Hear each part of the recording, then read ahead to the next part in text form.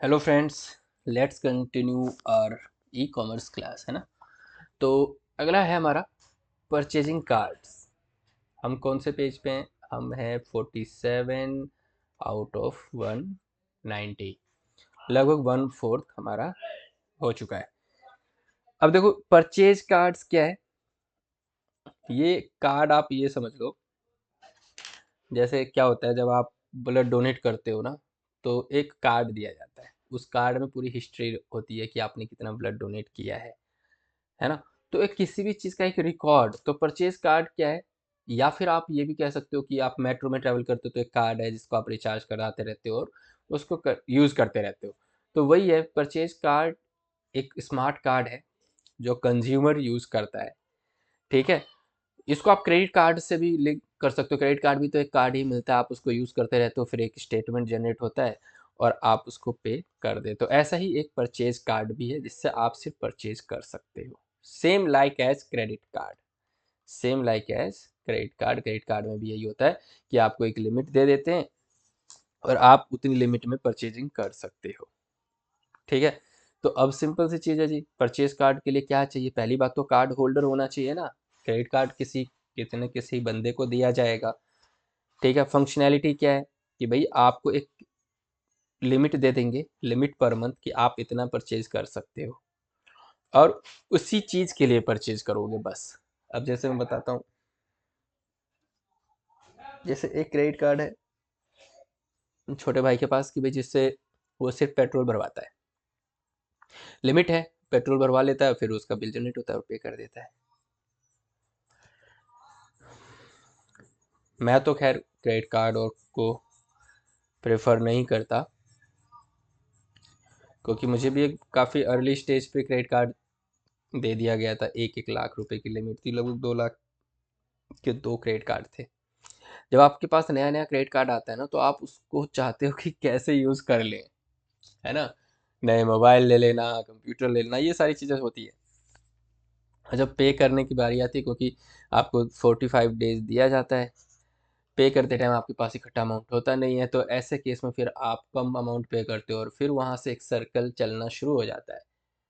इसीलिए या तो आप क्रेडिट कार्ड तब लो जब आप मैच्योर हो गए हो, या जब आपका खुद पे कंट्रोल है कि मुझे क्या नेसेसिटी की चीज़ें परचेज करनी है और क्या नहीं करनी है ना। क्रेडिट कार्ड इस चीज़ के लिए ठीक है कि आप उसको इमरजेंसी के लिए यूज़ कर सकते हो, like in case of medical, है ना। अदरवाइज मुझे नहीं लगता हमारे लिए ठीक है या आपके लिए। खैर, आप ज़्यादा समझदार हो सकते हैं मेरे से, मैं नहीं था समझदार। तो मैंने लास्ट ईयर ही इसके सारे क्रेडिट कार्ड्स क्लोज करा दिए। नहीं चाहिए यार क्रेडिट कार्ड। क्रेडिट कार्ड मतलब क्रेडिट की ज़िंदगी, ठीक है जी। बेनिफिट्स ऑफ परचेज कार्ड क्या है? कुछ डिस्काउंट्स मिल जाते हैं, है ना। और गारंटीड हो जाता है उस बंदे को कि हाँ यार ये पैसा तो देगा ही देगा। अब आगे चलते हैं ई ऑक्शंस। मैंने बताया कि भाई किसी चीज़ का टेंडर है, सरकार टेंडर इशू करती है कि चलो रेलवे के कैटरिंग का ले लो, रेलवे में खाना सप्लाई करने का ले लो, रेलवे की क्लीनिंग का ले लो, प्लेटफॉर्म की क्लीन करने का ले लो। तो ऐसे में वो टेंडर निकालते हैं, फिर आप बोली लगाओगे। तो अब ये इलेक्ट्रॉनिकली हो रहा है, ई ऑक्शन चल रही है, ई ऑक्शन बोली लग रही है किसी चीज़ की सेल करने के लिए, तो वो ई ऑक्शन कहलाएगा। ऑनलाइन बोली लग रही है। Electronic reverse auctions framework. अब ये इलेक्ट्रॉनिक रिवर्स ऑक्शन फ्रेमवर्क ये थोड़ा सा अलग है। ये देखो, e auction service provider on the framework offers public sector. यहाँ पे ये लोग पब्लिक सेक्टर ऑर्गेनाइजेशन को ऑफर करते हैं कि भैया हम तुम्हें सर्विस दे रहे हैं ई ऑक्शन कराने का। हम तुम्हें गाइड करेंगे ई ऑक्शन की स्ट्रैटेजी कैसे है, ई ऑक्शन इवेंट कैसे कराया जाएगा, वो हम तुम्हें गाइड कराएंगे करेंगे। तुम्हें तो इतने पता नहीं है ना, तुम तो अपना बिजनेस करना जानते हो। तो ये सिंपल सी चीज़ है। इसको हम किससे रिलेट करेंगे? जैसे आप मान लो कि मैं अकाउंट्स फाइनेंस का काम देखता हूँ। बिजनेसमैन को तो भैया बिजनेस करना आता है, तो मैं उसको प्रोवाइड कर रहा हूँ ना फाइनेंशियल रिपोर्ट्स बना के देना। तो बिजनेसमैन की रिक्वायरमेंट तो है फाइनेंशियल रिपोर्ट्स। ऐसे ही आपको ई ऑक्शन कराना है, लेकिन आपको हाँ इवेंट मैनेजमेंट, जैसे कि आपको आपके प्रोडक्ट को लॉन्च करना है, लेकिन लॉन्च करने के लिए किस लोकेशन पे क्या ऑर्गेनाइज करें, किसको इनवाइट करें, क्या अरेंजमेंट होगी, या फिर शादी का देख लो, शादी में जो चीज़ें अरेंज होती हैं, है ना? तो वो कोई ना कोई तीसरा बंदा ही तो करता है, हमें थोड़ी ना इतना आइडिया होता है। तो जो अरेंजमेंट करने वाला, यहाँ पे ई ऑक्शन अरेंजमेंट करने वाला जो बंदा है ना, उसे कहते हैं इलेक्ट्रॉनिक रिवर्स ऑक्शन फ्रेमवर्क। अब ये क्या करता है? ई ऑक्शन के बेनिफिट क्या है? प्रिपरेशन अच्छी हो जाती है, प्लानिंग अच्छे से कर सकते हैं, टेंडर टेंडर है ना, टेंडर किसी चीज़ का कॉन्ट्रैक्ट देना किसी को, वो प्रोसेस अच्छा हो जाता है, अपॉर्चुनिटी मिल जाता है कि भाई ज़्यादा से ज़्यादा बोली लगा लें, कि बहुत ज़्यादा ज़्यादा हमारे बायर और सप्लायर इकट्ठे हो जाते हैं यहाँ पे, ठीक है ना? और क्वालिटी ऑफ सर्विस भी इम्प्रूव हो जाती है। फिर उसके बाद इम्प्लीमेंटिंग ई ऑक्शन, भैया एक बार ई ऑक्शन में चीज़ें मिल गई तो फिर अपना काम करना शुरू कर दो, इसमें क्या है? अब हर जगह देखो एडवांटेज तो वही चीज़ें होंगी कि कॉस्ट बच जाएगा जी, डिफरेंशिएशन एडवांटेज है, बहुत सारे अलग अलग तरीके के लोग आ जाएंगे, अलग अलग तरीके की सर्विसेज मिल जाएंगी।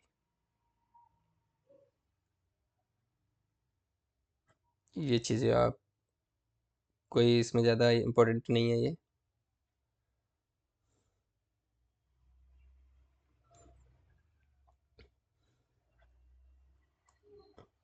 अब आप सीधे इस पे आ जाओ, ये बहुत इंपॉर्टेंट है, पोर्टर्स 5 फोर्सेस मॉडल। ये जो पोर्टर है ना, ये इंसान का नाम है, माइकल पोर्टर। ना ये माइकल जैक्सन है, ना ये हैरी पॉटर है। माइकल का माइकल, जैक्सन का जैक्सन हटा दो और इधर से हैरी हटा दो, तो माइकल पोर्टर एक विदेशी थिंकर है, या इन्होंने बहुत सारे बिजनेस को एनालाइज किया, और बिजनेस को एनालाइज करने के बाद इन्होंने अपना एक मॉडल दिया कि भाई अगर आपको बिजनेस में सक्सेस होना है ना, तो इस चीज़ पे काम करो, इस चीज़ पे काम करो। कहते कि आप जिस प्रोडक्ट में डील करना चाहते हो वो सक्सेस होगा या नहीं होगा, उसको एक बार जांच तो लो।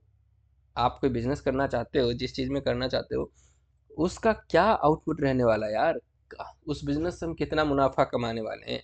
तो उन्होंने बोला ऐसा है, हर चीज़ को ना 5 चीज़ों के पैरामीटर पे जज करो। कह रहे 5 चीज़ों में जज करो। पहला कहते पोटेंशियल एंट्रेंट्स, जो आप जिस प्रोडक्ट में डील कर रहे हो, क्या वो प्रोडक्ट ईजिली कोई भी आके बना सकता है मार्केट में और बेच सकता है? अगर वो प्रोडक्ट ईजिली कोई भी आके बना सकता है, तो भैया थ्रेट ऑफ न्यू एंट्रेंट्स, मतलब नए बंदे के आने का हमेशा डर लगा रहेगा आपके बिजनेस में, तो आप ऐसे केस में ज़्यादा मुनाफा नहीं कमा सकते। सर एक एग्जांपल दो, तो चलो एग्जांपल देते हैं। एक बात बताओ, ये जो वेजिटेबल्स हैं या एग्रीकल्चरल प्रोड्यूस होती है ना, सब्जियां, और ये इन सबको बचा के रखने के लिए कोल्ड स्टोरेज बनाया जाता है, कोल्ड स्टोरेज फैसिलिटी। अब कोल्ड स्टोरेज फैसिलिटी का बिजनेस अगर आपको करना बहुत प्रॉफिटेबल है, तो उसके लिए आपको हैवी इन्वेस्टमेंट चाहिए, 50 लाख, 1 करोड़।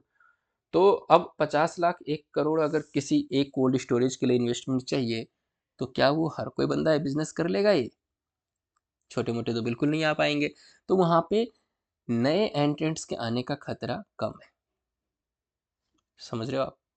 या फिर ऑयल एक्सट्रैक्शन का काम है, कच्चा तेल निकालने का काम जो रिलायंस ओएनजीसी कर रही है, क्या हर कोई बंदा 5,000 करोड़, 10,000 करोड़ इन्वेस्ट कर सकता है? नहीं कर सकता ना। अगर ऐसा बिजनेस है तब तो भैया तुम बहुत पैसा कमाओगे। लेकिन अगर आप एक राशन की दुकान खोलने की सोच रहे हो, तो भैया कल हो के कोई बंदा आके बगल में ही खोल लेगा, कल तीसरा बंदा खोल लेगा।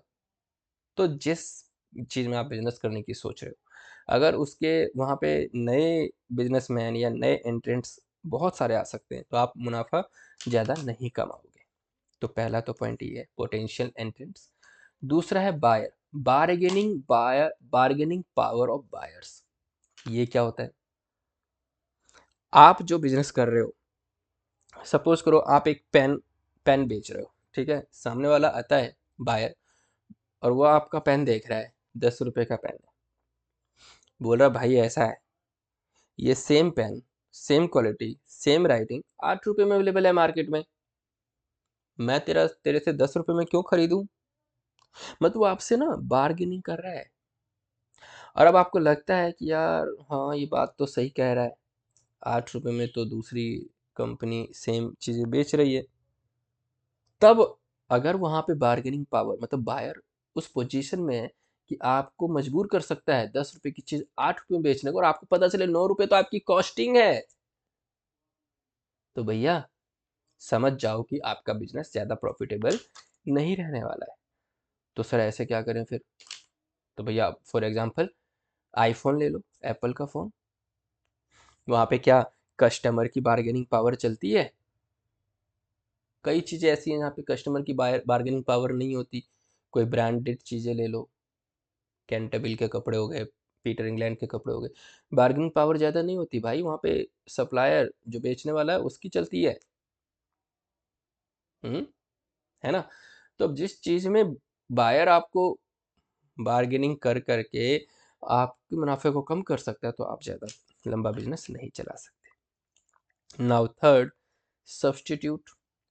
हमेशा इस बात का अगर डर रहेगा ना कि ये जो मैं प्रोडक्ट बेच रहा हूँ इसका कोई सब्स्टिट्यूट आ सकता है, इसके बराबर की कोई चीज़ आ सकती है जो इस प्रोडक्ट को डाउन कर देगा। आपने कोई ऐसा प्रोडक्ट बनाया जो इजीली कोई और भी बना सकता है, सब्स्टिट्यूट, या उसके जैसा कोई और बना सकता है, या उसकी जगह कुछ और यूज किया जा सकता है, तो सब्स्टिट्यूट प्रोडक्ट के आने का खतरा तो रहेगा आपके बिजनेस में, तो फिर आप ज़्यादा मुनाफा नहीं करोगे। तो ज़्यादा मुनाफा करने के लिए क्या चाहिए? ऐसा प्रोडक्ट बनाओ कि सब्स्टिट्यूट आना मुश्किल हो जाए। जैसे कि बात करते हैं, मर्सिडीज कार हो गई, है ना, लैंड रोवर की कार हो गई, ये सब क्या है, इसके सब्स्टिट्यूट आना मुश्किल है, या सब्स्टिट्यूट एक उस लेवल की चीज़ें नहीं आएंगी। किसी को अगर मर्सिडीज ही चाहिए तो मर्सिडीज ही लेगा वो, है ना। और एग्जांपल, मतलब जिस प्रोडक्ट का दोबारा इजीली कोई सब्स्टिट्यूट नहीं बना सकता। क्लियर है? अगर कोई भी बना लेगा, पता चले आप छोले भटूरे की दुकान कर रहे हो, कोई भी बंदा दूसरा आगे छोले भटूरे बेचना शुरू कर देगा, तब तो आप ज़्यादा मुनाफा नहीं कर सकते।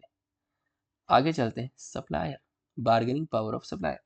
आप जिससे माल खरीद रहे हो अपना बिजनेस करने के लिए, वो बंदा बोल रहा है भैया मेरे से खरीदना है तो खरीद, मैं तो इतने पैसे पे ही तुझे दूंगा, अदरवाइज तू जा यार यहाँ से, जा किसी और से खरीद ले। मतलब सामने वाला बंदा जिससे आप माल खरीद रहे हो, वो बंदा उस पोजीशन में है कि आपको बोल रहा है कि भाई मैं तेरे से ज्यादा पैसे चार्ज करूंगा तब जाके तुझे दूंगा, नहीं तो तू जा किसी और से ले ले। मतलब वो ज्यादा पावर में है, सप्लायर। तो भैया आपकी कॉस्टिंग तो बढ़ी जाएगी, और कॉस्टिंग बढ़ी तो आपका मुनाफा कम हो जाएगा। तो वो ये कह रहे हैं, माइकल पोर्टर जी ने बोला, कोई भी बिजनेस करने जा रहे हो तो इन 5 चीज़ों पे चेक करो, और 5 चीज़ों पे अगर तुम्हारा बिजनेस फिट बैठता है तो तुम बहुत मुनाफा कमाओगे फ्यूचर में, अदरवाइज भैया नुकसान का सौदा होने वाला है। तो ये है पिक्चर, है ये porters model for competitive forces.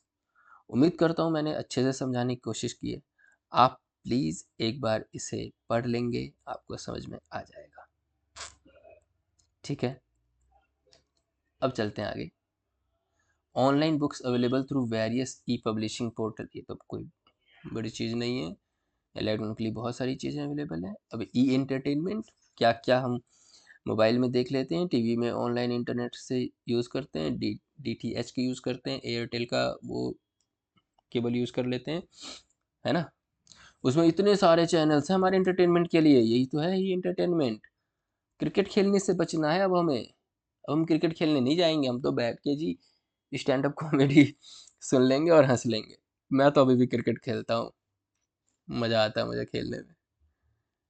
ठीक है ना, इतनी सारी क्लासेस और ये पढ़ाई लिखाई करने के बाद, ऑफिस में काम करने के बाद भी एंटरटेन करने के लिए अगर स्टैंड अप कॉमेडियन या फिर स्क्रीन के आगे ही नज़र रखनी है, तब तो तुम मशीन ही बन जाओगे, है ना। तो आज भी बैडमिंटन खेलना, क्रिकेट खेलना, पार्क जाना, ये सब अच्छा लगता है मुझे। आप लोग भी करो, मोबाइल को थोड़ा सा रेस्ट दो। अब देखो, number of channels can be access, वही है, मोबाइल में बहुत सारी चीज़ें यूज़ कर सकते हो। जियो फाइबर आ गया है, मेरे घर में भी जियो फाइबर ही है, हम यूज़ ही नहीं करते, कोई देखता ही नहीं टीवी। तो ये सब यही एंटरटेनमेंट ही तो है, वाईफाई कनेक्शन, मोबाइल डाटा, जियो टीवी मोबाइल में चला लेना, नेटफ्लिक्स, ये सब एग्जाम्पल है ई एंटरटेनमेंट के। उम्मीद करता हूँ कि आपको समझ में आ रहा होगा। वीडियो को लाइक कर दो यार, मैं नहीं बोलता बार बार कि वीडियो को लाइक कर देना, शेयर कर देना दोस्तों से, चैनल को सब्सक्राइब कर लेना। अब चलते हैं जी ऑनलाइन शॉपिंग। ऑनलाइन शॉपिंग ये एक ऐसा वर्ड है ना, हर कोई बंदा लगभग, मतलब आज तो हर कोई यूज कर रहा होगा यार ऑनलाइन शॉपिंग किसी न किसी चीज के लिए। मैं अभी अपने यूएस एम्बेसी में जब मुझे जाना है इंटरव्यू के लिए, वीजा के लिए, तो मैंने यहाँ बैठे बैठे सबसे पहली शॉपिंग की है, फ्लाइट की टिकट ली है कि भाई सुबह जाऊंगा वहाँ पे 4 बजे मेरा वो पहला बायोमेट्रिक वाला काम होगा एम्बेसी में, फिर रात के 8 बजे फ्लाइट से वापस आ जाना है। तो पहली शॉपिंग होगी फ्लाइट की टिकट का। फिर मुझे 22 तारीख को फिर से जाना, फिर मैंने उस टाइम सोचा नहीं यार उस टाइम ना ट्रेन से जाएंगे ताकि थोड़ा सा घूमेंगे फिरेंगे, एक दिन वहाँ स्टे भी करना है। तो मैं होटल बुक करूँगा, ट्रेन की बुकिंग हो गई है, होटल बुक करूँगा, वहाँ इंटरव्यू दूंगा, है ना, फिर वहाँ से वापस आऊँगा।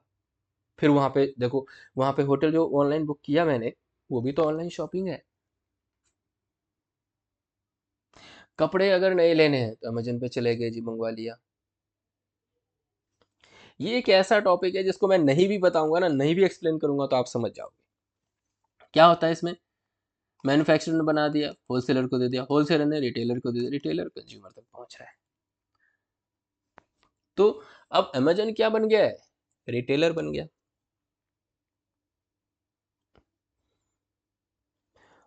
अब मुझे लगता है ये वाला जो पार्ट है बहुत ही सिंपल है, बहुत ही सिंपल है कि ई कॉमर्स का क्या रोल है रिटेलिंग में। एक बात बताओ, घर बैठे बैठे ऑनलाइन ऑर्डर कर रहे हो आप अमेजन से, कितना मतलब बेनिफिट है एक बायर के पॉइंट ऑफ व्यू से देखो।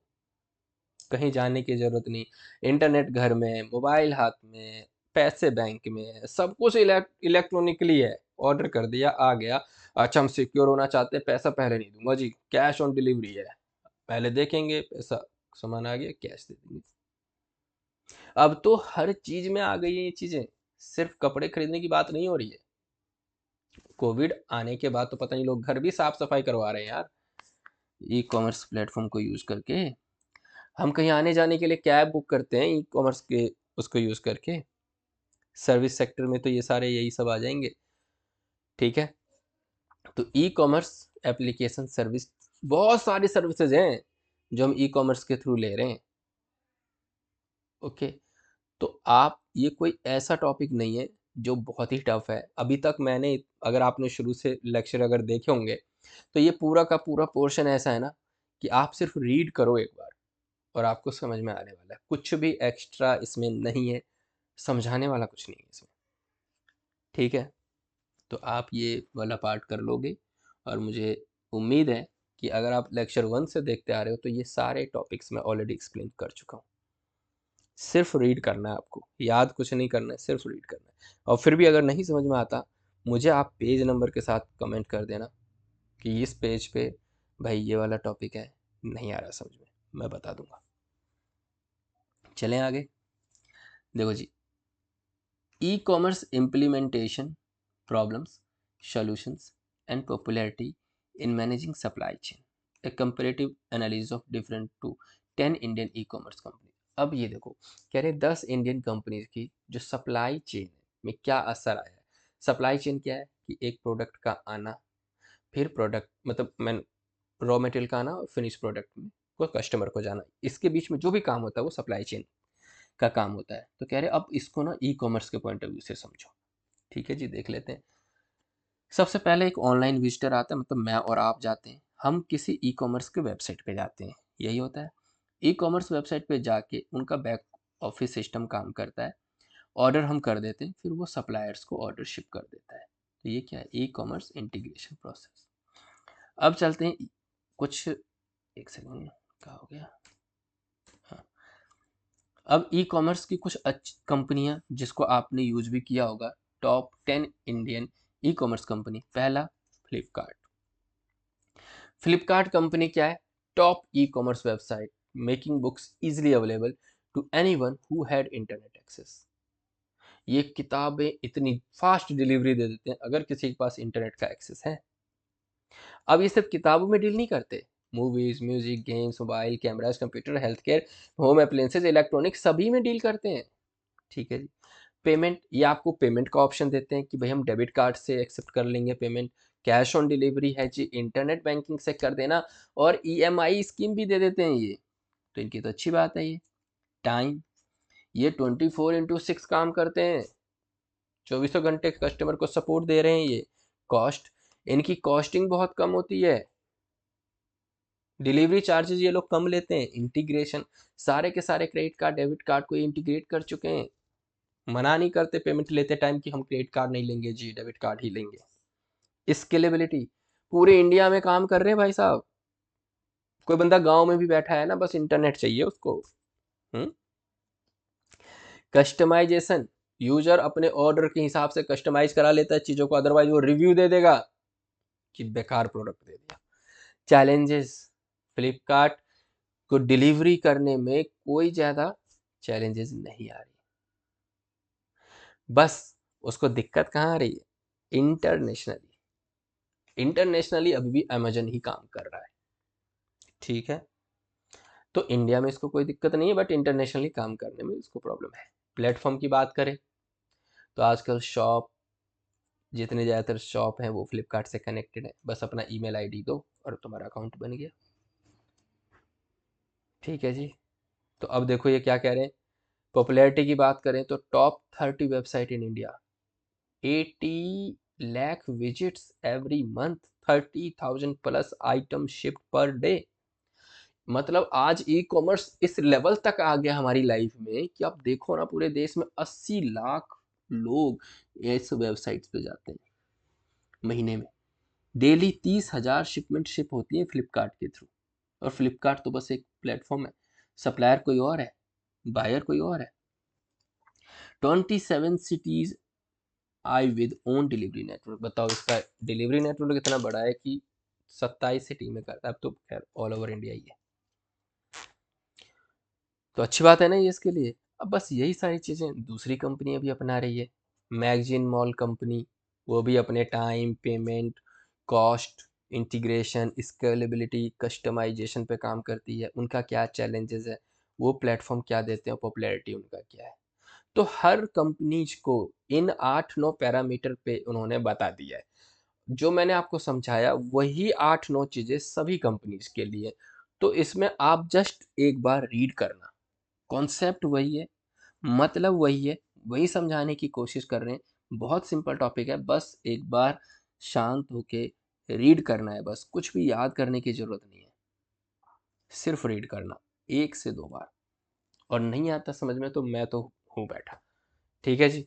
तो ये तीसरी कंपनी का दे दिया। सिमिलर चीज़ें तीसरी कंपनी ने क्या किया ऐसा, स्नैपडील कंपनी फ्लिपकार्ट की ही जैसे काम करती है। डील्स एंड यू कंपनी, ये चीज़ें हम ज़्यादा यूज़ नहीं करते इन कंपनीज को। नापतोल कंपनी, नापतोल आपने नाम सुना होगा, कुछ एक ही पॉपुलैरिटी इतनी नहीं हुई। फैशन एंड यू कंपनी जैसे इसकी कोई पॉपुलैरिटी नहीं हुई, जरूर कोई ना कोई कमी रह गई होगी। ये भी कंपनी, ये भी हमने नहीं सुना, कमियां रह गई होंगी इनमें। हम तो बस सर फ्लिपकार्ट और अमेजन ही सुनते हैं। मिंत्रा कंपनी, मिंत्रा तो हमने इससे ऑर्डर भी किया। मिंत्रा फैशन में या फिर कपड़ों में ज़्यादा डील करती है ना, ये देख लेना आप एक बार, रीड करना है बस आपको। इंडियन गिफ्ट्स पोर्टल कंपनी, कोई ज़्यादा फेमस नहीं है, एवरेज लेवल पॉपुलैरिटी है इसकी, ठीक है। तो ये सारे के सारे कंपनीज को बताया कि भाई एक किसी ई कॉमर्स कंपनीज की क्या कैरेक्टरिस्टिक्स होती है। तो दोस्तों उम्मीद करता हूँ कि अभी तक जो मैंने समझाने की कोशिश की है वो कुछ तो आया होगा यार समझ में। आया होगा तो बता देना कि भाई समझ में आ रहा है, पढ़ाओ ऐसे ही, एक्सप्लेन करो चीज़ों को, और इम्प्रूवमेंट की ज़रूरत है तो बता देना, कमी है तो बता देना, क्योंकि इम्प्रूवमेंट तो बहुत ज़रूरी है लाइफ में आगे बढ़ने के लिए, है ना। तो मुझे कमी भी बताना। चलो जी, तो इस तरीके से हमने 2 यूनिट फिनिश कर दिए। अब हम नेक्स्ट लेक्चर में शुरू करेंगे यूनिट 3, और ये हमारा पेज नंबर होगा 69 पे आ गए, मतलब 70 पेजेस हमने फिनिश कर लिया है 190 पेज से। ओके जी। मिलते हैं नेक्स्ट वीडियो में, तब तक के लिए बाय बाय, टेक केयर।